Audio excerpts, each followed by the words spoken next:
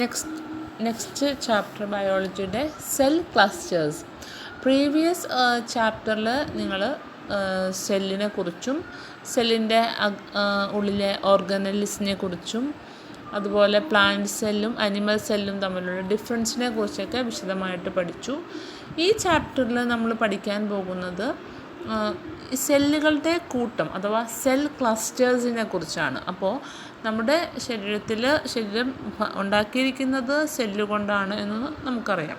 Animal body ഉണ്ടാക്കിയിരിക്കുന്നത് cell കൊണ്ടാണ്. അങ്ങനെയാണെങ്കിൽ ഈ സെല്ല് കൊണ്ടുണ്ടാക്കുന്ന എല്ലാ ഭാഗങ്ങളും ഒരുപോലെ ഇരിക്കേണ്ടേ?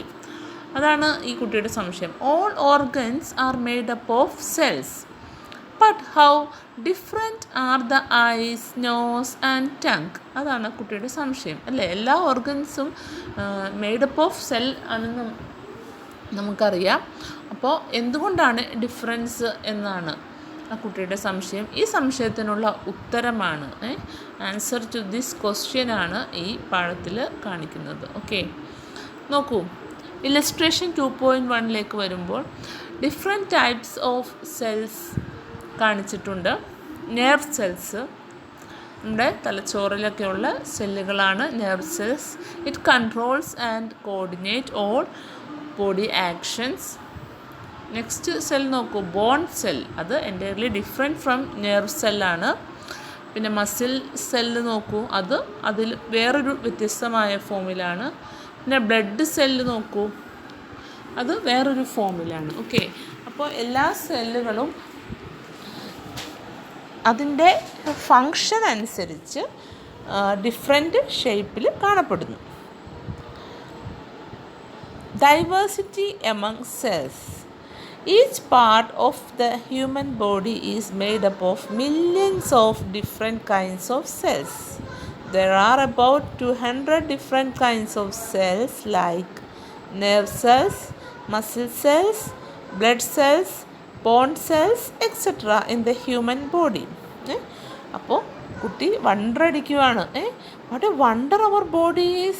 How do millions of such cells function effectively without getting messed up? ഇത്രമാത്രം സെൽസ് നമ്മുടെ ബോഡിയിലുണ്ടെങ്കിലും അതൊന്നും അതിൻ്റെ ഫങ്ഷനെ ഒന്നും ബാധിക്കാത്ത രീതിയിൽ വളരെ പെർഫെക്റ്റായിട്ട് എങ്ങനെയാണ് ഇതെല്ലാം വർക്ക് ചെയ്യുന്നത് എന്നൊക്കെ അത്ഭുതപ്പെടുകയാണ്. ഓക്കെ, നമ്മുടെ ശരീരത്തിൽ ഈ സെല്ലുകൾ ഓരോ സെല്ലായിട്ടല്ല കാണപ്പെടുന്നത്, മറിച്ച് ഒരേ group of similar cells common origin and perform specific function. ഒരേ ധർമ്മങ്ങൾ അനുഷ്ഠിക്കുന്ന സെല്ലുകൾ ഒരു കൂട്ടമായിട്ടാണ് കാണപ്പെടുന്നത്. അങ്ങനെയുള്ള സെൽസിൻ്റെ കൂട്ടത്തെയാണ് നമ്മൾ പറയുന്നത് ടിഷ്യൂസ് എന്ന് പറയുന്നത്.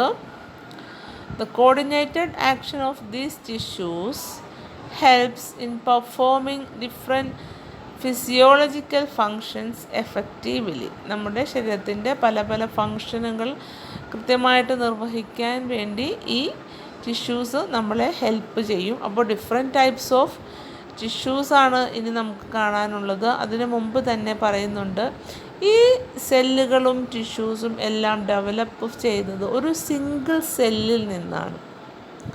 ആ സിംഗിൾ സെല്ലിനെ പറയുന്ന പേരാണ് സൈഗോട്ട്.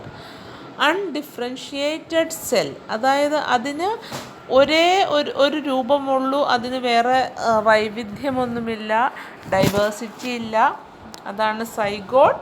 ഈ സൈഗോട്ട് എന്ത് ചെയ്യും? കണ്ടിന്യൂസ് ഡിവിഷൻ അണ്ടർഗോ ചെയ്യും. സൈഗോട്ട് ഡിവൈഡ് ചെയ്തിട്ട് ഫീറ്റൽ സെൽ ഫോം ചെയ്യും. അത് പാർഷ്യലി ഡിഫറൻഷ്യേറ്റഡ് ആണ്. സൈഗോട്ട് അൺഡിഫറൻഷ്യേറ്റഡ് ആണ്, അതിന് വൈവിധ്യവൽക്കരണമില്ല. എന്നാൽ ഭാഗികമായ വൈവിധ്യം ഉള്ളതാണ് ഫീറ്റൽ സെല്ല്. അതിൽ നിന്നാണ് ഡിഫറെൻ്റ് ആയിട്ടുള്ള കംപ്ലീറ്റ്ലി ഡിഫറൻഷ്യേറ്റഡ് സെൽ, പൂർണ്ണമായിട്ടും വൈവിധ്യവൽക്കരിക്കപ്പെട്ട nerve cells, bone cells, blood cells, muscle cells എല്ലാം ഫോം ചെയ്യുന്നത് ഏതിൽ നിന്നാണ്? സൈഗോട്ടിൽ നിന്നാണ്.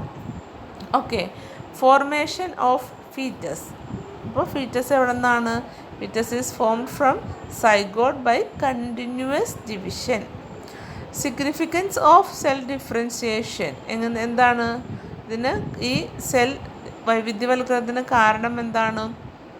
ഈ continuous division and forms the foetus consisting cells of different shape, size and content. Okay, ഇതാണ് the foetal cells gradually attain change in structure and function. ഇങ്ങനെ അത് ഡിവൈഡ് ചെയ്യുമ്പോൾ അതിൻ്റെ സ്ട്രക്ചറിലും ഫങ്ഷനിലും വ്യത്യസ്തതയുള്ള different types of cells form ചെയ്യുന്നു. ആ പ്രോസസ്സിനെയാണ് പറയുന്നത് സെൽ ഡിഫറൻസിയേഷൻ.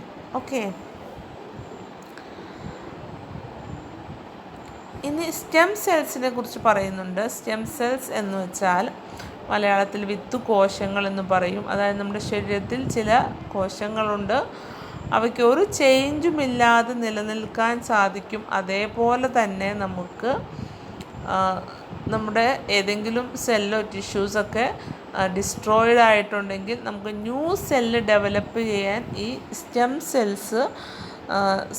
സെൽസിൽ നിന്ന് നമുക്ക് ന്യൂ സെൽസിനെ ഡെവലപ്പ് ചെയ്യാൻ സാധിക്കും. എങ്ങനെ? Stem cells undergo constant differentiation and get transformed into other kinds of cells. അപ്പോൾ ഈ സ്റ്റെം സെല്ലിന് ഇങ്ങനെ കോശവിഭജനം ചെയ്ത് നമുക്ക് പുതിയ സെൽസ്, ടിഷ്യൂസ്, ഓർഗൻസൊക്കെ ഫോം ചെയ്യാൻ സാധിക്കും. അല്ലാതെ തന്നെ അവയ്ക്ക് അതിൻ്റെ ഒറിജിനൽ ഭാവത്തിൽ നിലനിൽക്കാനും സാധിക്കും. ഓക്കെ, മെയിൻലി ഈ സ്റ്റെം സെൽസ് കാണുന്നത് നമ്മുടെ ബോൺ മാരോ, അതായത് മജ്ജ, അസ്ഥിമജ്ജയിൽ, സ്കിന്നിൽ, അതുപോലെ നമ്മുടെ ഡൈജസ്റ്റീവ് ട്രാക്റ്റിൽ, നമ്മുടെ അന്നപഥത്തിലാണ്. ഇങ്ങനെ ഈ സ്റ്റെം സെല്ലിൽ നിന്ന് നമുക്ക് മറ്റ് ടിഷ്യൂസൊക്കെ ഡെവലപ്പ് ചെയ്യുന്നത് കൊണ്ടുള്ള ബെനിഫിറ്റ് എന്താണെന്ന് വെച്ചിട്ടുണ്ടെങ്കിൽ, പലതരം അസുഖങ്ങളുണ്ടല്ലോ, blood cancer, diabetes, Parkinson disease, അങ്ങനെയൊക്കെയുള്ള അസുഖങ്ങൾ വരുമ്പോൾ നമ്മുടെ ഓർഗൻസിന് അത് അഫക്റ്റ് ചെയ്യും, നമ്മുടെ ടിഷ്യൂസിനെ നശിപ്പിക്കും. അങ്ങനെയുള്ള സമയത്ത് പുതിയ ഓർഗൻസും ടിഷ്യൂസൊക്കെ ഡെവലപ്പ് ചെയ്യാൻ വേണ്ടി ഈ സ്റ്റെം സെൽസ് നമുക്ക് യൂസ് ചെയ്യാം.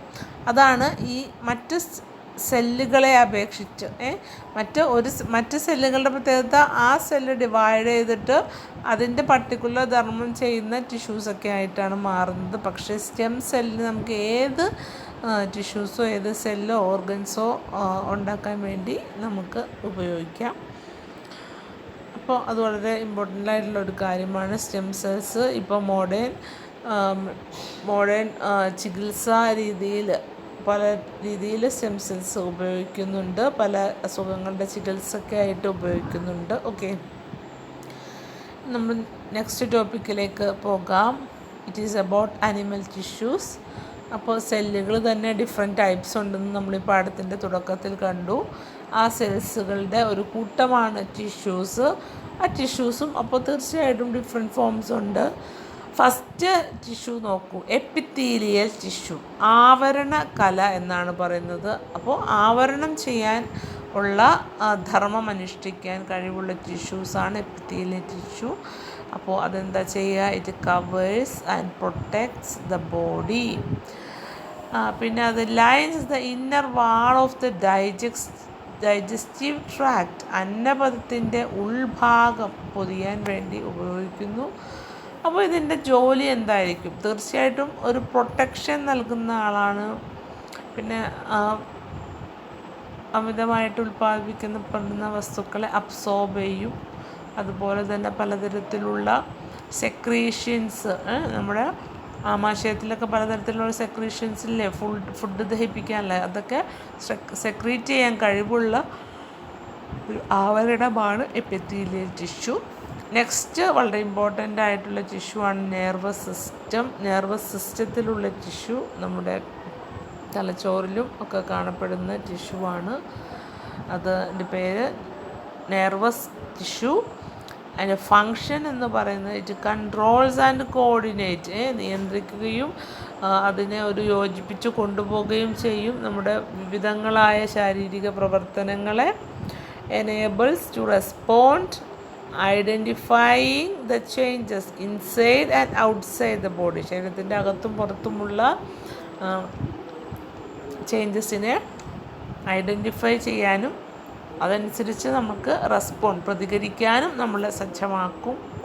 നെക്സ്റ്റ് ടിഷ്യൂ നോക്കൂ, മസ്കുലാർ ടിഷ്യൂ. മസിൽസിലൊക്കെ കാണുന്ന ടിഷ്യൂ ആണ്. അപ്പോൾ എന്തിനാണ് അത് സഹായിക്കുന്നത്? ഇത് സങ്കോചിക്കാനും അതുപോലെ നമ്മുടെ ഒറിജിനൽ സ്റ്റേറ്റിലേക്ക് തിരിച്ചു വരുവാനും ഒക്കെ മസിൽസ് ടിഷ്യൂ സഹായിക്കും. കണക്റ്റീവ് ടിഷ്യൂസാണ് യോജകകല, വളരെ ഇമ്പോർട്ടൻ്റ് ആയിട്ടുള്ള ടിഷ്യൂ ആണ്. അത് ബ്ലഡ് ഒരു കണക്റ്റീവ് ടിഷ്യൂ ആണ്. അതുപോലെ തന്നെ ബോൺ, കാർട്ടിലേജ് ഒക്കെ. ബോണൊക്കെ എന്തിനാണ് സഹായിക്കുന്നത്? സപ്പോർട്ട് ആൻഡ് പ്രൊട്ടക്ഷൻ നൽകാൻ. അതുപോലെ നാര് ഉണ്ട്, ഫൈബ്രസ് ടിഷ്യൂ ഉണ്ട്, കണക്ട് ചെയ്യാൻ വേണ്ടി ഡിഫറെൻറ്റ് ടിഷ്യൂസിനെ കണക്ട് ചെയ്യാൻ വേണ്ടി ഉപയോഗിക്കുന്നു. അപ്പോൾ കണക്റ്റീവ് ടിഷ്യൂ, അത് ഇമ്പോർട്ടൻ്റ് ആയിട്ടുള്ള കണക്റ്റീവ് ടിഷ്യൂ ആണ് ബ്ലഡ്. ഓക്കെ.